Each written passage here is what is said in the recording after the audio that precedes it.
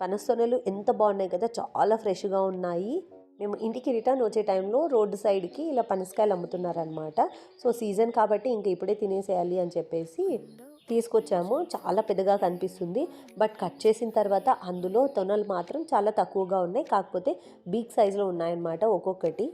బయట చూడ్డానికి ఈ కాయ మాత్రం కొంచెం బ్లాకిష్లో అలా ఉంది. లోపల తొనలు మాత్రం చాలా ఫ్రెష్గా ఉన్నాయి, స్వీట్గా ఉన్నాయి.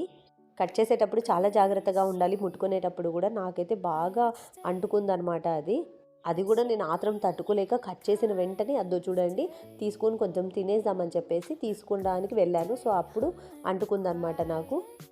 చేతికి ఆయిల్ అప్లై చేసుకొని ఆ తర్వాత ముట్టుకుంటే అదంతా చేతికి అవ్వదన్నమాట. ఇది జస్ట్ 200 రూపీస్ ఆర్ అంతకంటే తక్కువే అనుకుంటున్నా. తెచ్చేటప్పుడు వాళ్ళని అడిగి మరీ తీసుకుని వచ్చాము. ఇప్పుడే ప్రెజెంట్నే కట్ చేసుకుని తినొచ్చా అని చెప్పేసి. ఎందుకంటే ఇంతకుముందే తెలియక ఒకసారి తీసుకొని వచ్చేసి వెంటనే కట్ చేసేసి అందులో ఇంకా పచ్చిగా ఉన్నాయన్నమాట వాళ్ళు చెప్పారు అప్పుడు. సో అలా కాదు, ఇలా ప్రెస్ చేసినప్పుడు కొంచెం సాఫ్ట్గా అనిపిస్తే అది మాగినట్టు, అప్పుడు కట్ చేసుకోవాలి. లేదా ఇల్లు మొత్తం మంచిగా స్మెల్ వస్తుంది స్వీట్గా, అప్పుడు కట్ చేసుకోవాలి, అప్పుడు మాగినట్టు అని చెప్పారు. ఇలా మాత్రం బాగానే తిన్నాను, కానీ పనసకాయ బిర్యానీ మాత్రం ఇంకా పెండింగ్లోనే ఉంది. ఖచ్చితంగా ఏదో ఒక రోజు ట్రై చేస్తాను. అది ఎలా వచ్చిందో, బాగుందా లేదా అనేది కూడా వీడియో అప్లోడ్ చేస్తాను. తినడానికి బాగుంటుంది, కాకపోతే ఈ కట్ చేసే ప్రాసెస్, అవి నీట్ చేసే ప్రాసెస్ అంతా ఎక్కువ ఉంటుంది. కాకపోతే ఇంకా తినాలి అన్నప్పుడు తప్పదు మరి.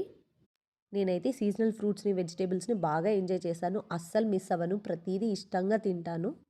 మీలో ఎంతమందికి పనసకాయ అంటే ఇష్టమో కామెంట్ చేయండి. ఇష్టం లేని వాళ్ళు కూడా కామెంట్ చేయండి ఇష్టం లేదు అని. మా లియాకి కూడా పనసకాయ అంటే అస్సలు నచ్చదు. దాని స్మెల్ చూసేనే వ్యాక్ అంటుంది. నేను మాత్రం బాగా ఇష్టంగా తింటాను. అదే video. Thanks for watching. Make sure to like, share and subscribe to Lucky Lia channel.